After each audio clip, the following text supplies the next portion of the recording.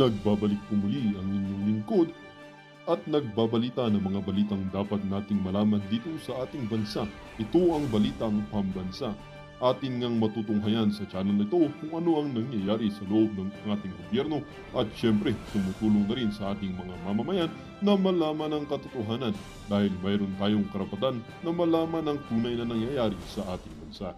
Ngunit bago natin panoorin ang balita, huwag niyo pong kakalimutan na mag-subscribe sa ating channel at pindutin ang notification bell para lagi kang maging updated sa ating mga bagong videos na ina-upload araw-araw. At sa ating mga solid viewers naman dyan ay maraming salamat naman po sa walang sawang pagsuporta. At syempre, huwag din pong kakalimutan mag-iwan ng like at i-share ang ating mga videos. At kung mayroon ka naman pang opinion, ang ating comment section ay bukas para sa inyong mga hinaing. Ito na nga mga kaibigan, ating panoorin ang buong video. Salamat po muli and God bless!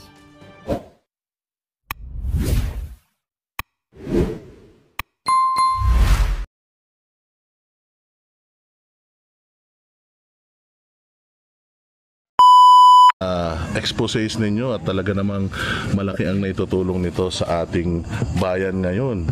Tanyo, nag-walkout yung pusa. Bakit? Natakot sa boses ni Boss Dada. Sabi, ang laki-laki mo pero yung boses mo napakalambing. Di bagay sa'yo. Gago! Talay. Alam niyo naman po, noong una po kayong nagsalita kasama po ni PRD ay nag-react po ang Malacanang. At sinabi po ng Malacanang na kayo daw po ay nagsisinungaling, attorney. So, ano po ang masasabi ninyo doon na ngayon lumalabas na sa mga interviews ng mga congressman na iba-iba po yung kanilang panig, pero just recently po si Congressman Kimbo ay umamin na po sa wakas patungkol po diyan sa mga blankong items sa BICAM. Good evening. Actually, let's first address yung comments ni E.S. Bersamin, no? Mataas naman ang respeto natin sa kanya, naging Chief Justice yan. At saka, pero I think everybody knows, especially yung mga who were listening to that first podcast natin sa Basta Dabawenyo, na we were very clear that what we mentioned there was blank items in the BICAM report. We never mentioned blank items in the GAA. Yan ang pinakamalinaw, di ba? Sinabi ka, pinoint out kagad natin yan eh. BICAM report is different from GAA na pinirmahan ni Marcos. Kasi yung GAA, meron na dyan. Ang tanong, sino nga talaga nagsingit? Yun ang dapat nating hanapin. Yung culprit na yun, kung sino man yung animal, sino may putang inang yun na nagsingit dyan ng kung ano-anong numero. Diba? So, yan ang hinahanap natin. But malinaw, nilinaw ni Ungab na hindi po yung GAA ang tinutukoy nila paulit-ulit na BICAM report. So, klaro yun. So, we even made a rejoinder na what we said was blank items in the BICAM report. And we can prove it kasi before nag-ratification, lahat ng members, more than 300 members of the House and 24 senators receive a copy in their emails. At saka yung email ko, nung nabuksan ko, December 11 yung date ng email, although late ko na nakita, klaro yun. And a few pages lang, nagbubuksan mo, makikita mo na yung sa page SP11, meron ng blanks. So that's why gi-bring up ko, and na timing dito si PRD, nandito si Attorney Vic, si Attorney Delgra, same place, dito kami nagkita-kita noon. Nung pinakita ko sa kanila, so everybody's shocked. Ako rin nung nakita ko sa email, sa aking pagbukas ko na aking email, nung nakita ko yung BICAM report, I was also shocked kung bakit pinirmahan yung BICAM report na may mga blanco. And it's not one or two, but 28 blank items in 13 pages. So, ano talaga ito? It's a big issue na dapat masagot talaga ng BICAM members.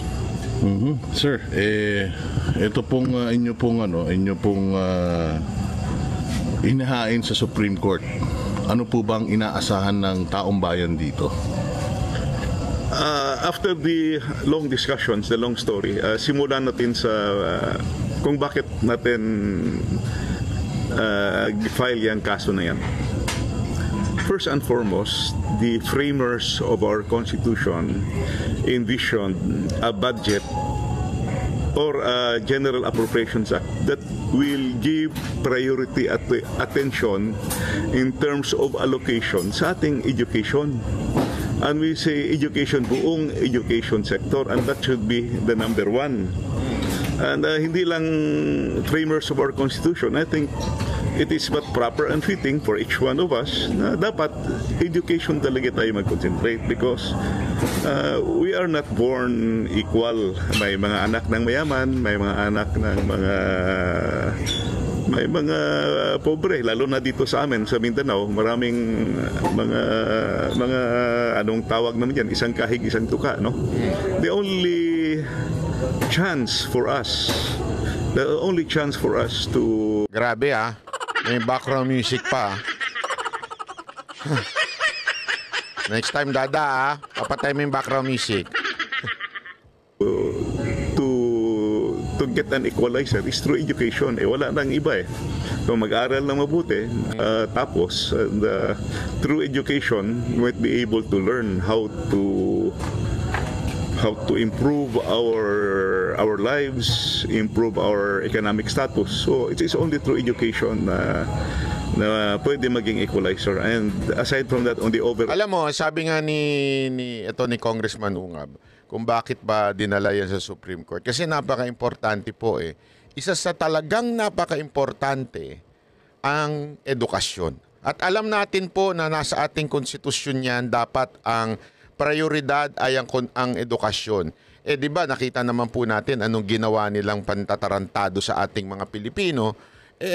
Kunwari edukasyon, pero kung ano-anong inilagay doon na edukasyon sa militar, kung edukasyon kung saan-saan, di ba, sa kapulisan, doon isinama. Hindi ho yun Ang dapat po talagang edukasyon, di ba, sa importante lalong-lalo na sa sa pag-aaral sa ating mga kabataan. Importante, alam nyo ito mga kababayan, never aasenso ang bayan natin kung ginagawa nilang tanga ang mga Pilipino. Bakit kanyo? Dikit-dikit yan Pag ikaw, wala kang edukasyon at hindi ka tinuruan mag-isip o di kaya hayaan maging mangmang hanggang lumaki ng lumaki, ang mangyayari sa bayan natin, boboto ng maling public official o maling kandidato. Bakit kanyo? Tanungin mo mga Pilipino ngayon. Ito lang simpleng-simple lang. Tanungin mo mga Pilipino ngayon, bakit mo iboboto ito? Kasi artista ito. Di ba? May mga ganyan.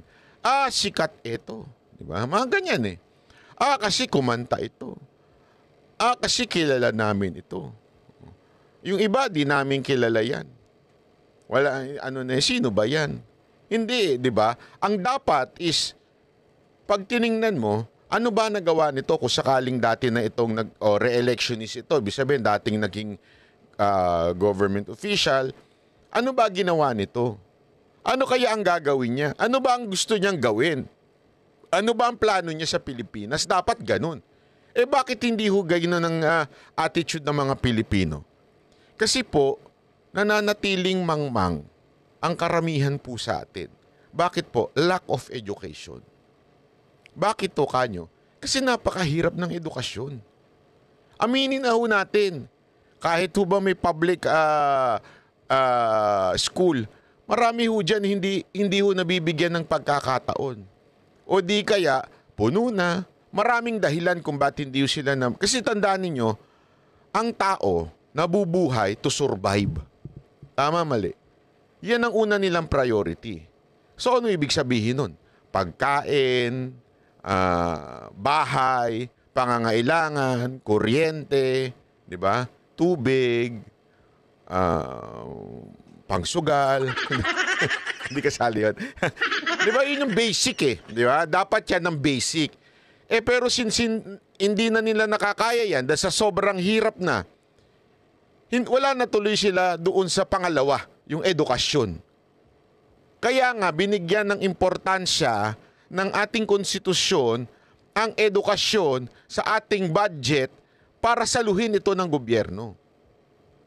Bakit kanyo? Importante yan para umunlad ang bansang Pilipinas. Edukasyon. Importante yan para ang mga kababayan natin magkaroon ng sapat na sahod. Dahil nga, alam naman natin, sa trabaho, kailangan ng edukasyon. Di ba? Importante po yun.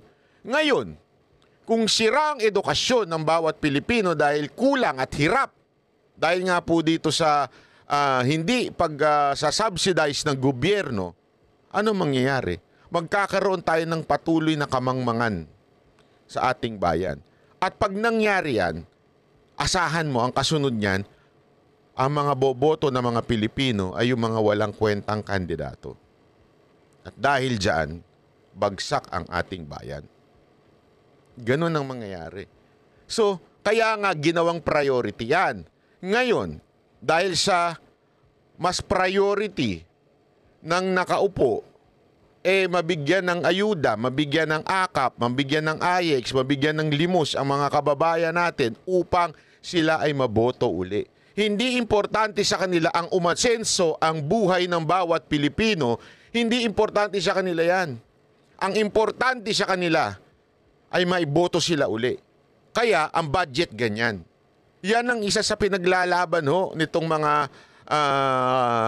kababayan nating sila Congressman Ungab at maging si Pangulong Duterte. Mantakin mo, binlangko, binawasan, tinarantado ang ating budget. Tapos, ganito mangyayari. Tama, mali. Di ba? Kaya ngayon, yun yung sinasabi ni Congressman Ungab dito, na kaya sila din, kahit pa paano nagkaroon ng motibo na isang panaho ito sa Supreme Court. All development, socio-economic development ng ating bayan, that is, I would say, that is the only way we can make ourselves, the Filipinos, highly competitive or globally competitive. Kung educated yung ating mga kababayan, we will have an educated and healthy society.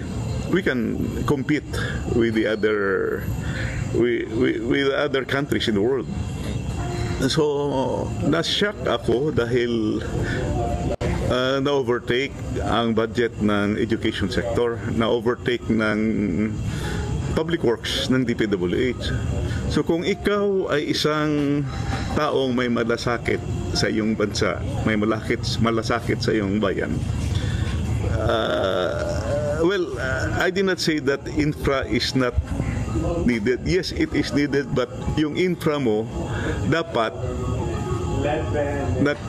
nagfa-follow sa ating economic development plan, kasi meron tayong economic development plan Yung infra na nasa economic development plan, yun yung nasa regular program ng DPWH, kasi approve ng NEDA yun, approve ng DBCC, approve yun ng infra committee doon sa NEDA.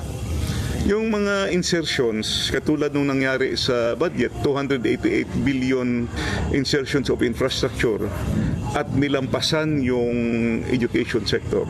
That is not anymore in accordance with the economic development plan. Ang nangyari niyan, that is already a kind of yung gusto ng miyembro nung BICAM panel na nagsingit,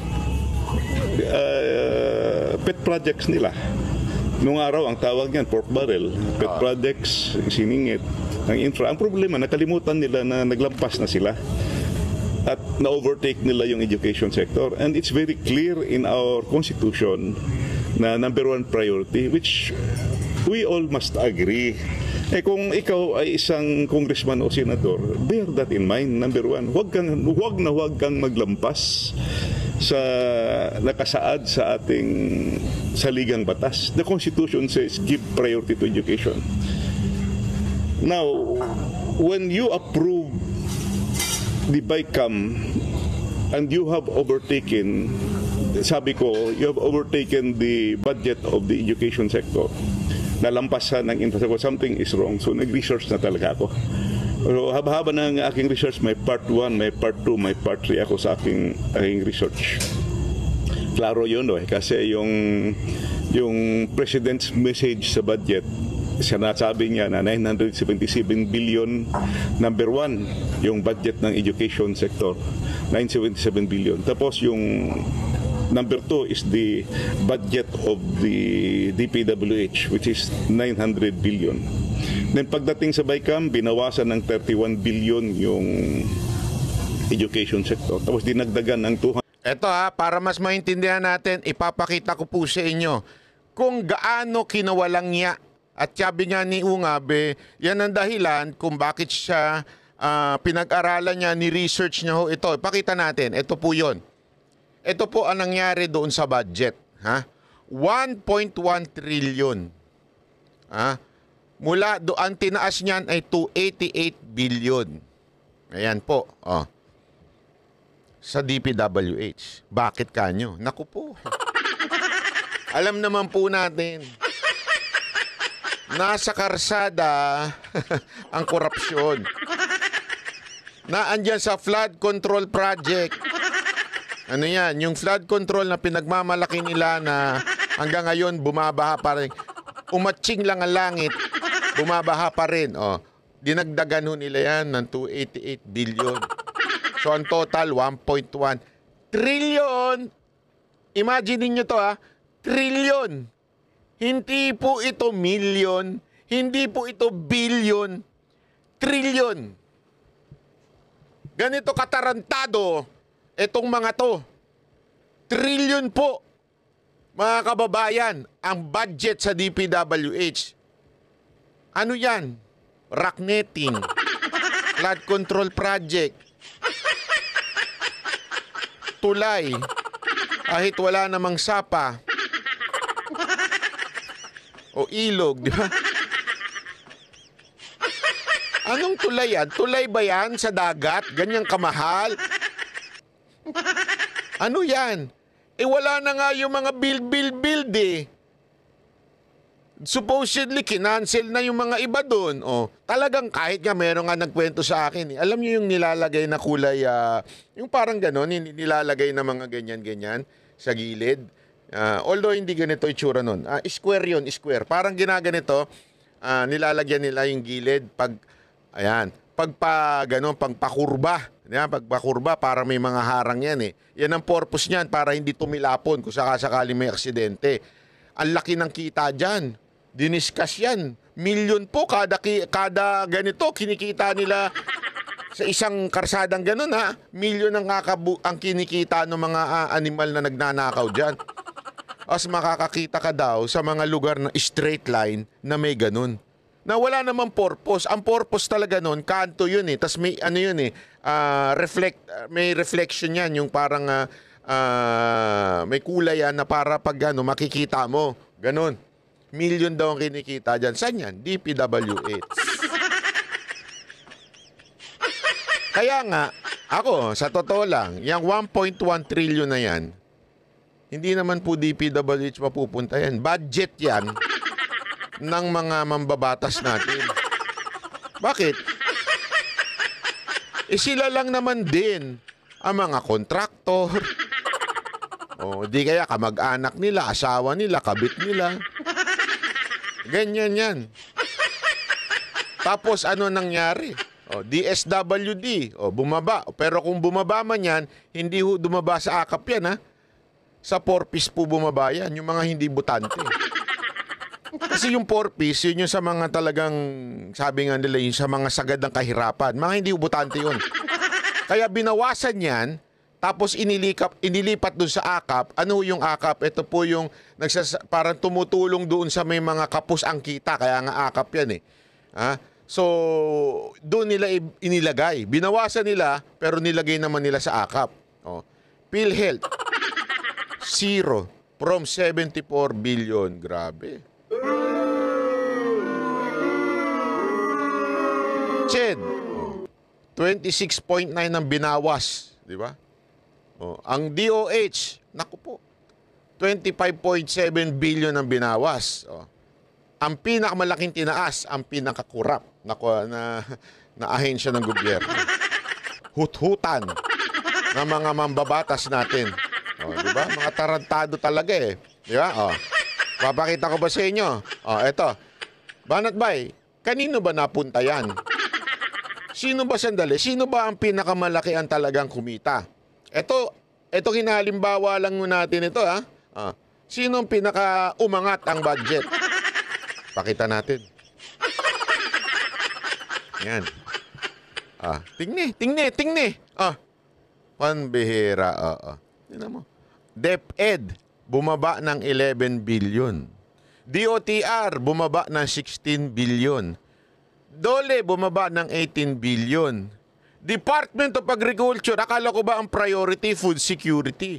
Naghihirap ng bawat Pilipino sa pagkain, sa pagpibili.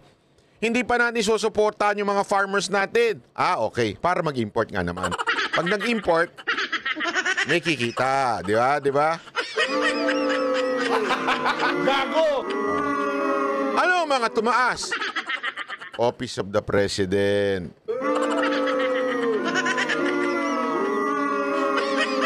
₱5 billion ang tinaas. Senate. 1 billion ang tinaas. At ang pinakamalaking itinaas, palakpakan mga kababayan, ang House of Crocs. Ang mga buwaya, mga buwaka ng inang buwaya sa Pilipinas, di ba? Napakagago. Naging dinagdagan ng 17.3 billion, di ba? May kita na nga sila sa DPWH. May kita pa sila dito. Grabe. Barbers, hindi ito fake news, ha? News 5 ang ano nito, ang nagbalita nito. Atin lamang po itong nire-reactionan. Hindi po ito fake news, Barbers, ha? Baka fake news na naman ang sabihin mo dyan. Diba? Diyan pa lang mga kababayan eh. Dito pa nga lang nakakatarantado na eh. Diyan pa lang nakakatarantado na 1 trillion na ngayon ang budget ng DPWH na alam natin pinakakurap na ahensya ng gobyerno. Alam natin diyan humuhut-hut ang mga mambabatas, particular na mga congressman. Tapos, sino pa tumaas? House of Representatives. Talaga naman eh. May nakausap ako kanina, hindi ko na lang sasabihin eh. Magaling na tao ito, tumatakbong senador ito. Napakagaling, pinakamagaling na tumatakbong senador ito. Sabi niya, alam mo, ang Congress, hindi lang sila kurap, hindi lang sila magnanakaw, sila po ay, sobrang bulag na sa katotohanan. Sila po ay wala nang pakiramdam. Ibig sabihin talagang manhid na po sila sa mga nangyayari sa Pilipinas. Sobrang manhid na po nila, hindi na nila naiintindihan at nalalaman kung ano ang galit ng taong bayan. May nabanggit pa nga siya. Ang pangyayari ngayon sa Pilipinas parang pigsa. Anong parang pigsa, Banat Bay? Kadiri ka naman, kumakain ako, pigsa. Hinog na daw eh. Nagkaroon na ho ba kayo ng pigsa sa puwet? Hindi ko maintindihan bakit yung pigsa talaga pwesto sa puwet, ano? Pwede naman dito, pwede naman dito. Bakit sa puwet talaga? Yung pigsang hinog na, yung meron na kang pag tiningnan mo may mata na. Ganun na daw ang itsura ng ating bayan. Konting tapik mo na lang dyan sa pigsa, sasabog na talaga. Sa tindi daw ng ginawa nila sa budget, sa GAA na to, konting-konti na lang sasabog na. Ang inaantay na lang talaga ay merong pinunong mamumuno sa kaayusan ng ating bayan. Hindi ko alam kung saan niya nakuha yun, pero yun ang kanyang ano. Ano sa tingin ninyo? Totoo ba yung sinasabi niyang hinog na talaga? Talagang, kasi sabi ko, bakit naman mo masasabing hinog na hinog? Kasi ubus na ang pera ng ating, kaya nga, Tingnan nyo, ibinebenta na yung mga gold reserve natin. Inilalabas na. As in, wala na, mga kababayan. Kaya nga ako nagtatanong sa inyo, mamamayang Pilipino. Hanggang kailan kayo tatahimik? Hanggang kailan kayo magsasabing okay lang yan? Everything is okay. Ubus na ho tayo, sagad na ho tayo, wala na ho tayong pera. Tad-tad na ho tayo ng utang. Ubus na ang kaba ng bayan. Inubos na. Nino? Gago! Ng mga buhaya sa kamera. Inubos na po nila. Wala na ho. Wala nang natira. Ano? Tatahimik pa rin po ba tayo? Hindi po ba tayo magsasalita? Sasang-ayon lang po ba tayo kasi busy tayo? Dahil may trabaho tayo? Nananawagan tayo sa mga public servant. It's time for you to talk. Ubus na tayo. This is no longer a fight between Duterte and the Marcoses o Duterte and the Romualdez. This is a fight of every Filipino. So sana, those entity, those group that should protect us from the Constitution, parang awa nyo na. It's time. It's time to speak up. It's time to do something legally bound by our Constitution. Galaw na po tayo. Ubus na po tayo. Hanggang kailan kayo mananahimik? Ituloy natin na sinasabi ni Ungab. 188 billion ang budget ng DPWH. So, simple arithmetic, simple mathematics, nahabol talaga. So yun, pinag-aralan ko. And while I was studying, nakita ko na yung mga black items. So, after discussing this with the lawyers and alam naman natin that these are not mere typographical errors. Blanco 28 blank items. Hindi mo pwedeng basta-bastang ma-disregard yan at sabihin blanco. No, it's not. May mali talaga. Highly questionable at pinirmahan At hindi lang pinirmahan, ratified ng dalawang houses of Congress. Both houses of Congress has ratified the bicameral conference committee. So hindi mo na pwedeng baguhin yun after ma-ratify. So yun na nga ang question kung bakit pagdating doon sa GAA, kumpleto na. Ang aming tinatanong ay bakit sa Bicam report. So we found that a very highly questionable issue. Kaya we had the lawyers study it and made the legal research. Ano ang mga existing mga jurisprudence, legal basis. So we all decided na dapat magpasa na talaga at isampa na ito sa Supreme Court. Dahil that's the only recourse. So malinaw po, hindi ho nagsampa ng kaso sa Supreme Court para po gipitin ang o sisihin, kung hindi ho ayusin. Yun ang ano dito That's the main goal. Ayusin po yung budget natin na ang makikinabang ay hindi ang mga kurap na buwakin ng inang mga congressman o mga senador. Ang dapat makikinabang ng ating budget ay mamamayang Pilipino. Food security, education. Di ba ho? Nawala na ho sa atin yung sinabi ni Jose Rizal. Nung tinatanong siya kung bakit hindi ka ba sasama sa revolusyon.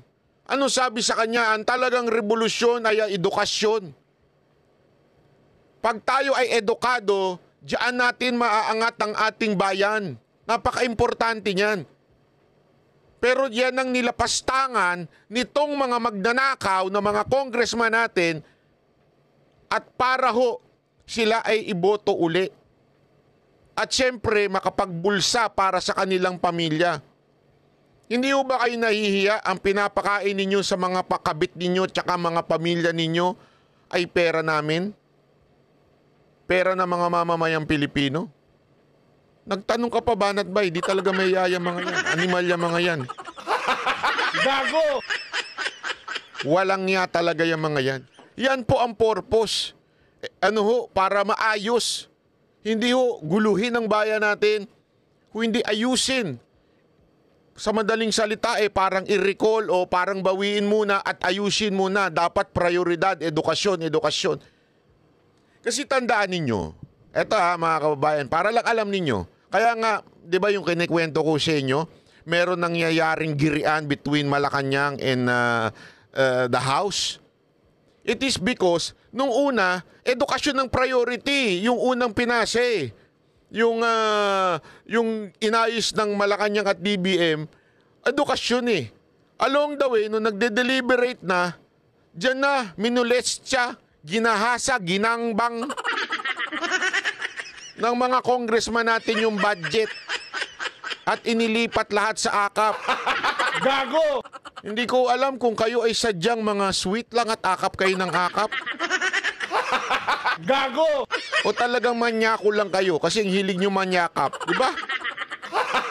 Gago! Na pirmahan na at approve ng budget and it's now undergoing implementation.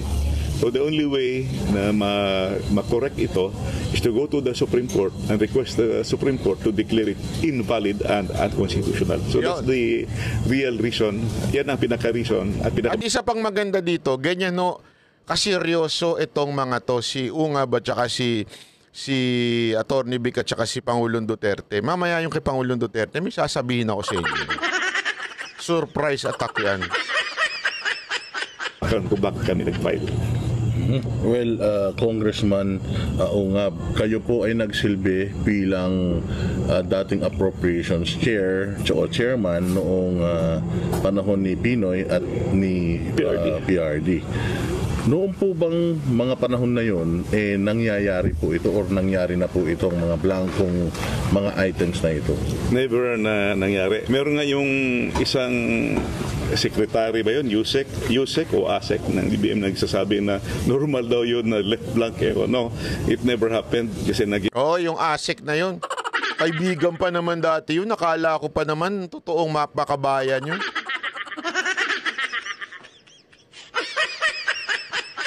Pinuri-puri pa ng mga DDS vloggers. Kaya ako talaga sabi ko sa inyo, hindi na lahat ng mga nakakakita nyong kakampi ngayon ay magiging kakampi nyo pa yan in the future. Hindi. Bakit kanyo? Marami dyan mga kakampi dahil meron lamang silang pakinabang. Kung hindi man pakinabang financially, malamang sila po ay naglalaro dahil gusto lang sa posisyon. Ngayon, nanggaling yan sa ASIC dati kay Pangulong Duterte, ngayon ASIC ng pinagtatanggol niya. Hindi, ito walang biro ito Sabi ko sa inyo, nung ako po ay tayo po ay patuloy nagbablog, meron po tayong mga nakilalang mga opisyal. May mga nakilala po tayo. At nung pagpasok ni Marcos, merong mga opisyal ng gobyernong galing kay Duterte na tumuloy kay Marcos. Okay, meron. Yung iba dyan, kinukuha. Mga vlogger, kinukuha. Meron pa ako dyan nakasama Hindi ko na lang sasabihin. Ayoko, tumatakbo senador yung animal ngayon Pinatawag ako. So, sabi ko, libreng kain. Sabi ko, okay, libreng kain. Alam naman ako, mababaw kung kaligayahan ko Oy, may libreng pagkain nito. Punta naman ako, libreng pagkain. Tapos nung nagsasalita na siya, sabi ko, tanginan to, sintu-sinto. Oo. Sabi ko, kasi ako, bukas naman ako Sabi ko naman sa inyo, bukas ako na kung isang kandidato o isang politiko o isang government official ay maayos, kahit anong kulay mo pa, susuportahan kita. Bakit? Kasi nga, you are for the country. You love our kababayan. You love the ordinary Pilipino. Suportahan kita kahit malapit ka pa sa Marcos, walang problema yan sa akin. Nung inimbitahan kami, na-explain niya. Tapos, doon pa lang naamoy ko na. Sabi ko, pukin ang inan to. Ay, sorry naman. Sabi ko, inan to. Tatakbo lang itong senador. Halata ka, Brad. Halata. Pang-artistahan ng galawan mo. Kaya sabi ko, nag-text ako doon sa nag-imbita sa akin. Sabi ko, pasensya na out ako sa grupo nyo, hindi ako dyan. Ako para ako sa bayan. Kung maganda naman ang gagawin yan, walang problema. Pero kung kung kagaguhan ang gagawin yan, asahan mong hindi ako pepreno dyan. Kasi siguro niyaya ako doon para po hindi po ako bumatikos o whatsoever, di ba? Sandali, nagbibideo ko eh.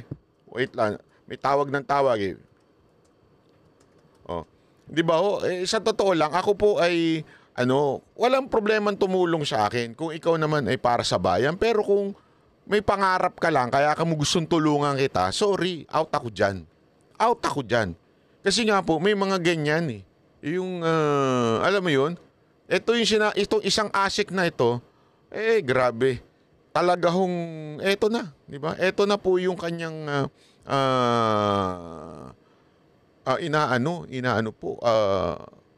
pinopromote niya. Kahit na alam niyang mali-mali na, ito yung tinutukoy ni Ungab. Chairman ako twice ng appropriation chairman at saka appropriations committee at saka naging vice chairman din ako. It never happened kasi nagbabasan man ako ng BICAM report. At saka challenge ko nga siya mag-present ka ng isang bicameral committee conference report na mayroong blanco. I doubt kung makaproduce kayo. Assuming nakaligtaan, siguro 1 or 2, but when you say nakaligtaan 28 blank items, hindi pwede yan. 28 blank items, 13 pages na may blanco, hindi pwede yan. So, it never happened in the past. And during my time, mas maganda pa ngayon kasi na-remember ko yung produkto ng house na GAB. Gagawa namin ng summary yun at saka yung produkto ng Senate na GAB. Gagawa ng summary. Ilagay mo side by side, gagawa ka ng matrix. Then look at the difference of the variances. So doon ka magsimula sa yung bicameral conference committee. So mas madali noong araw eh. Ang nangyari kasi ngayon, binago talaga lahat at it seems naging third chamber yung bicameral conference committee. Pero Ops, bago tayo dyan, maganda to sinabi niyan to eh. Maunawaan natin bakit naging third chamber na yung BICAM. Ito paliwanag dyan ha, sandali. Chotomate. Napaka-importante nito eh. Yung maganda tong pagkapaliwanag ni Ed Lingaw dito. Bakit ba third chamber? Na yan ba ay tama na maging isang third chamber ang House? Anong ibig sabihin nun? Chotomate ko dasay. Ito. Pasok. Sa BICAM report ng 2025 budget, umabot na po sa Korte Suprema. Ang punot dulo ng kontrobersya, ano ba talaga ang kapangyarihan ng tinatawag na Bicameral Conference Committee? Teka, ano yun? Ganito po. Ang Senado at ang Kongreso gumagawa ng mga panukalang batas. Isang halimbawa po dyan ang taunang budget. Pero siyempre, madalas may mga pagkakaiba ang mga yan sa detalye, sa mga numero at pati po sa pagkakasulat ng batas. Pero kailangan kasi isang version lamang po ang pipirmahan ng Pangulo. So, paano yun? Diyan papasok ang tawag na BICAM, ang Bicameral Conference Committee. Isa po itong joint committee na kinabibilangan ng 8 senador at 16 na congressman na siya pong paplansya sa mga pagkakaiba ng dalawang bersyon. Paplansya lang sa pagkakaiba ng dalawang bersyon. Kasi lagi niyong tatandaan, laging may ganyan eh. Pag gumagawa ng batas, may bersyon ng Senate, may bersyon ng Kamara, tapos aayusin ngayon yun sa BICAM. Ibig sabihin, sisiguraduhin na hindi sila mag-aaway, sisiguraduhin na nagko-compromise sila sa isa't isa at they would fix it. Yun ang BICAM. Tuloy natin. Kumbaga, trabaho po nito na i-reconcile o kaya pag-isahin yung mga nagkakaibang detalye o wika sa bersyon ng Senado at ng Kongreso. Sa teorya, ang bersyon na gagawin ng BICAM ay ang final version na aprubahan ng Senado at Kongreso para po pirmahan ng Pangulo. Pero ang totoo po niyan, kung merong Senado at merong mababang kapulungan, ang BICAM ang parang nagiging pangatlong Kongreso na minsan ay may sariling pag-iisip at merong sariling mundo. Bakit po? Nahilig na rin po kasi ang BICAM na magpasok ng sarili nitong mga insertions. Yan nakakaproblema sa insertions. Diba? Sinisingit, ika nga. Alam mo naman ng mga singit sa buhay. Delicates yan. Na hindi naman pinagtatalunan ng dalawang chamber. Isang malaking halimbawa po riyan ang ating national budget ng 2025. 288 billion pesos ang dinagdag ng BICAM sa budget ng DPWH. Wala po yan sa orihinal na mga bersyon ng Kongreso o ng Senado, kaya hindi po siya pwedeng tawaging reconciliation. Samantalang bilyon-bilyon ang tinanggal sa mga budget ng DepEd, DOH, DOLE at kung ano na pa. Wala rin po yan sa mga bersyon ng Senado o ng Kongreso. Dinagdagan din ang mga budget ng Kongreso, Senado at ng Malacanang. Noong 2023 naman, higit dinoble naman ng BICAM ang unprogrammed funds ng gobyerno mula 281 billion ginawang 731 billion pesos. Nako. Saan galing ang otoridad ng makapangyarihang BICAM? Yun, unprogrammed funds. Alam na ho natin ibig sabihin yan. Unprogrammed. Pag sinabi mong unprogram, ito po ay diyan pinagmumulan ng bulsahan. Isipin mo, magpapasa ka ng budget na unprogram, wala pang patutunguhan, sa tingin mo saan pupunta yun? Tanga na lang ang magsasabing, hindi! Para yun sa programa ng mga proyekto sa ating bayan. Gago na lang siguro magsasabi nun eh. 731 billion. Kung tutusin po, baka questionable pa nga ang existence ng BICAM. Yun. Bakit po? Bakit? Sa Ito, maganda itong paliwanag niyan to. Article 6, Section 26 ng 1987 Constitution, ito po ang proseso ng Konstitusyon to ha. Tandaan natin, yan ang pinaka-backbone. Sabi nga ng mga abogado, skeleton yan. Ano ibig mo sabihin, Banat Bay? Lahat ng gagawing amendments sa Kamara, di ba? Ang tawag sa kanila, lawmakers, sa Kamara at sa senators, gagawa sila ng batas o di kaya mag-aayos sila ng batas. Pero ang pinaka-backbone, sa madaling salita, yung sa mathematics, denomination, hindi pwedeng magalaw yan. Yan po ay pinaka-structure ng bahay. Ika nga, backbone, structure yan ng bahay. Ngayon, lahat ng gagawin mo, kailangan naaayon doon. Kunwari, yung structure ng bahay mo pang 3 floor lang. Wow, bahay 3 floor. 3 floor lang. Hindi mo pwedeng dagdagan niya ng pang-4, pang-5, pang-7. Hindi pwede. O di kaya sosobrahan mo. May backbone, ika nga. Yun ang konstitusyon. Ibig sabihin, diyan ho talaga ang kapitan yan. Pag ngayon, lumagpas na iba doon sa backbone, unconstitutional yan. Hindi na po yan na dapat, bawal na po yan sa batas. Ito, pinapaliwanag sa ating konstitusyon daw, Article 6, Section 26. Bill must pass 3 reading in both houses. 3 reading sa Senado, 3 reading sa Kamara. Upon last reading of a bill, no amendments thereto shall be allowed. Anong ibig sabihin yan? Pag finale na po yan, hindi na pwedeng galawin yan. Hindi na po pwedeng dagdagan yan. Alinaw ho, no amendment. Ano ibig sabihin ng no amendment? Bawal na hong ayusin yan. No amendment. Kaya nga dito, sabi ni Ed Lingaw, medyo yung ginagawa ng BICAM na nagpapasok ng insertion, kasi tandaan niyo yung budget is a law. Tandaan niyo po yan. Yung budget na inayos ng Kamara at ng Senado, batas yan. Kaya nga pumapasok yan dito. Dapat, batas na yan, hindi na pwedeng, ano nakasulat? I-amend. Madaling salita, hindi na pwedeng baguhin. Sa madaling salita, hindi pwede mga insertion. Hindi na pwede nilang ayusin yung pinag-usapan ng 2 houses. Yun ang sinasabi dito. Pero ang BICAM, anak ng animal. Tawa ng batas. Ang lahat po ng panukala kailangan dumaan sa 3 readings sa Kongreso at Senado. First, second, and third reading. Pero ito po, nakasaad din sa Section 26 ng Konstitusyon na upon the last reading, yung third and final reading ng bill, no amendment thereto shall be allowed. No amendment shall be allowed. Kung gayon, saan papasok ang trabaho ng BICAM? At bakit pwede nitong amyendahan o kalikutin ng panukala matapos ng third and final reading? Kung tutusin, ang BICAM kasi na ni hindi man lang nababanggit sa konstitusyon o sa kahit anong batas. Katunayan po, isa sa mga panukala ng Consultative Commission ni dating Pangulong Duterte noong 2018 ang magdagdag ng isang probisyon sa konstitusyon para lamang kilalanin na meron ngang BICAM committee ang Kongreso. Yun. Kita mo, kahit nung panahon ni Duterte nasilip niya na yan eh.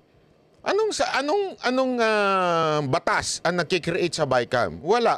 O dapat ipasok yun sa konstitusyon kung walang batas na ganun. Di ba? Kasi kung may purpose man ng BICAM mo, dapat ayusin lang yung kompromiso. Ibig sabihin, yung bang pinagkaiba ng version ng House at pinagkaiba ng Senate, alam mo yun, i-compromise. Hindi baguhin i-compromise. Sa madaling salita, magkasundo tayo. Ito ay ano lang natin ito. Kung sinasabi mo dito, 3 years, dito, 4 years, o baka naman pwede na nating pag-usapan na 4 years na lang. Kasi anyway, konti na lang naman. Ito 3 years na lang. Compromise ika nga. Diba? Coordination. Hindi mo babaguhin yung mismong, hindi, wala na, hindi na yan, hindi yan ikukulong. Hindi mo na pwedeng ganunin. Pinag-ano mo na lang yung mga details na maliliit lang, para bagang maayos lang, ma-coordinate na wala nang gulo between Senate and the House. Kasi kung buong Senado, pag-uusapan pa, buong House, ang gulo na naman yan. So, paliitan na natin. Yan ang purpose ng BICAM Committee. Ngayon, nasabi ni Pangulong Duterte, ano bang batas ang nakasusuporta, nagkikreate ng BICAM? Wala. Kaya nga, yung committee daw na binuo ni Pangulong Duterte, consultative committee, ay sinuggest na ilagay yan sa konstitusyon. In existence. Dahil sa ngayon, ang BICAM lamang po ay binubuo lamang ng Senado at Kongreso sa pamamagitan po ng kanilang sariling mga House Rules. Halimbawa, sa Section 62 ng House Rules, inaatasan ng Conference Committee na gumawa ng mga reconciled version ng isang panukala. Sa Section 63 ng House Rules, nakadetalye na dapat ang mga binago ng BICAM sa magkaibang bersyon ng Senado at Kongreso. At ang final na bersyon ng BICAM aaprubahan po ng mayorya ng Kongreso. House Rules lamang po yan. Sa Senate website naman, sinasabi na ang Conference Committee ay merong malawak na flexibility or wide latitude sa pagbabalangkas ng pinal na bersyon. So ano pong ibig sabihin nito? Walang batas o patakaran na gumagabay sa Bicameral Conference Committee maliban sa kung anumang mga patakaran na gusto po ng Senado at ng Kongreso. Mga internal rules kasi yung mga ito. Dahil nga, ang lahat po ng mga ito ay internal arrangement lamang ng Kongreso. At dahil internal lamang ang lahat ng ito, kung anong gusto ng Kongreso, yun din ang kanyang ginagawa. Grabe, no? So, ganyan po ang nangyayari sa ating bayan. Sinasabi po nila, Congressman, na ang kanila pong sinasabi ngayon is yun daw pong BICAM report ay hindi naman daw po siya constitutional in the sense na hindi pa naman siya batas. So, hindi daw ito papansinin ng Supreme Court. Ano pong masasabi ninyo doon? Diyan sila nagkamali because bicameral tayo Meron tayong House, meron tayong Senate. Yung produkto ng House at produkto ng Senate, magkaiba. Dahil iba yung produkto, gawin mong i-harmonize mo o kuhan mo. Mag-uupo sila para mag-agree, i-reconcile yung difference. So, for it to be reconciled, kailangan mo ng Bicameral Conference Committee at panag-agree na gagawa ka na ng report, Bicameral Conference Committee report. Saan ka kukuha ng basis para sa GAA mo kung wala kang Bicameral Conference Committee report? So, you cannot jump. Basis for your enrolled bill is the Bicameral Conference Committee report. So you cannot disregard the Bicameral Conference Committee report. You cannot belittle it because whatever figures are in that reconciled Bicameral Conference Committee report, yun dapat ang lalabas sa yung enrolled bill ng General Appropriations Act. Or kung General Appropriations Act, yun na yung mapipirbahan na yung Presidente. So, mali yung nagsasabi ng gano'n. Hihingan ko lang po kayo ng opinion patungkol doon sa, kasi kung makikita nyo, kumakalat po sa social media noong mga unang araw, umiiwas itong si Chairman Kimbo sa mga tanong patungkol dito, and then yesterday, ito po yung eksaktong sinabi niya. At the point of signing by the BICAM members ay lahat naman po ng appropriations or amounts have already been decided upon. Ibig sabihin, lahat ng naging correction sa ating technical staff, lahat po yan ay ministerial na lamang. Ibig sabihin, calculator activity na lang po. Ano pong masasabi ninyo doon? Kung determine nila ang amount, bakit hindi nila sinulat sa Bicameral Conference Committee report? Second, there is no such thing as ministerial correction.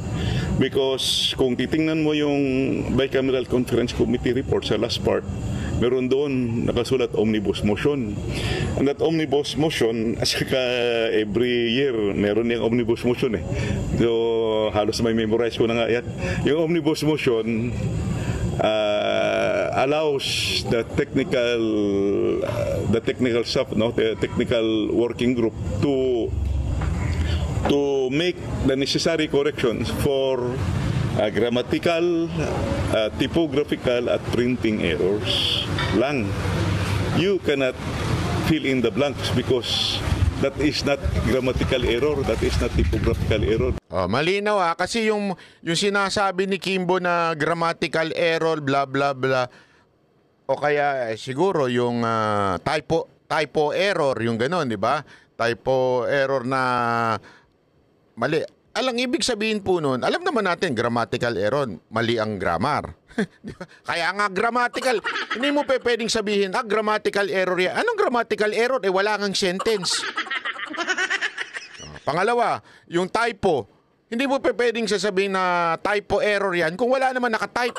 I mean, walang nakasulat. Tama, mali. Di ba? Kaya nga typo eh. Ibig sabihin, may nakasulat, nagkamali lang. Di ba? Pag sinabi mong typo, typo lang yan, naiba lang. Kasi siguro dahil sa, minsan yung cellphone, di ba, may autocorrect. Typo lang yan, minsan na ganun. Typo error yun. Pero may nakalagay, may nakasulat. Ito, blanco eh. So yung palusot ni Kimbo, para lalo siyang nagmukhang, ay na lang magsulat dyan sa baba ko, ano yun? It's not a printing error. Yung blank mo, possible pa nga equivalent to zero yun eh. Yung i-reflect mo doon. But when you change it, that is not anymore typographical error. So, mali yung sagot niya. And ano rin po ang masasabi ninyo doon sa sinabi ni Senator Tito Soto? Kasi alam naman po natin, yung pong posisyon na yan, usually binibigay po talaga sa mga yung matatagal ng mga kongresista.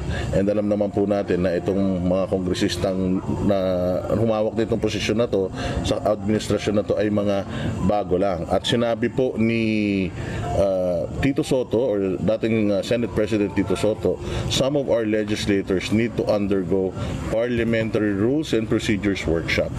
Ministerial corrections by technical staff are never allowed in any bill, much more a law. You bring it back to the plenary. Ano pong masasabi niyo? Tama, correct. Experience na at saka nag-aaral yan si Senator Soto. Yung maalala ko, yung halos magkasabayan sila ni Senator Ping na nag-aaral sa budget. Yung sinabi ni Senator Soto, tama yun. Pag may mali ka doon sa Bicameral Conference Committee report, you can only correct it by bringing it back again to the plenary. Ito problema, inapprove na nila at pinirmahan na at na-ratify na. Yon. So you cannot bring it back anymore to the plenary. Kasi Meron pa palang mali. Hindi lang pala sa ibabalik mo sa plenary, hindi na pwede kasi napirmahan na. Final na ng BICAM report. napirmahan na ng presidente. At the budget is already undergoing implementation. So, tama yun. Nung araw, bago ka maging chairman, dapat vice chairman ka, working vice chairman ka talaga matagal. So, at saka may... Kasi yan yung problema talaga ngayon mga kababayan. Yung mga nilagay dyan, parang mga bagong, okay lang naman. Okay lang naman kung bago ilalagay mo dyan, di ba? Mga bagong congressman o kaya kasi hindi lang naman sa pagiging congressman Yung mismong humawak ka ng pera, napaka-importante niyan, di ba? You will never put someone na doon sa hahawak ng pera, yung katiwala mo sa madaling salita sa kumpanya. May mga vice president for finance. Hindi mo ilalagay diyan yung alam mong bagong salta lang o walang alam sa pera, di ba? O magnanakaw. O hindi ka maglalagay diyan. Tama, mali. Di ba? Wala ko sinasabing may magnanakaw na nilagay. Sinasabi lang po natin, hindi ka pwedeng maglagay ng kung sino-sino dyan. Dapat ang ilagay mo dyan talagang may alam. Pambihira. Ang nilagay mo, pasyonista na palengke. Tapos nung tinanong, mali-mali. Hindi ko nga alam kung sinasadya Hindi ko alam kung sinasadya ni Martin na kung sino-sino na lang ang ilagay dyan para madali niya bang mauto? Madali niyang utus-utusan? Kasi kung iba yan, kasi may mga ganun di ba? Minsan, lalo na yung mga insecure na leader. Yung mga insecure na leader, hindi yan kukuha ng mga tauhan na matatalino. Kukunin lang yan, ang priority niyan ay yung sip-sip. Hindi kukuha yan ng mga magagaling. Bakit? Ma-overshine mo yung master. Diba? O di kaya, baka hindi sumunod yan dahil matalino yan. Alam niyan tama sa mali. So, kukuha ka lang ng sip-sip. Yun ang importante sa'yo, sip-sip. Kasi nga, insecure ka Kung matalino kang tao, kung magaling kang tao, hindi ka insecure. Maglalagay ka dyan ng mga magagaling, di ba? Maayos. Bakit ganito yung mga pinaglalagay nyo dyan? Mga seminars yan noong araw, yung mga congressman at senators. So tama yung sinasabi ni Senador Soto, mag-seminar muna kayo. Tama, sabi ni Soto, mag-seminar daw muna kayo. Tama naman Oo, tunay yan. Ito pong sagot ng Malacanang, sila po yung kauna-una sumagot doon sa inyo pong inilabas ni Pangulong Duterte nung kayo po ay nag-podcast.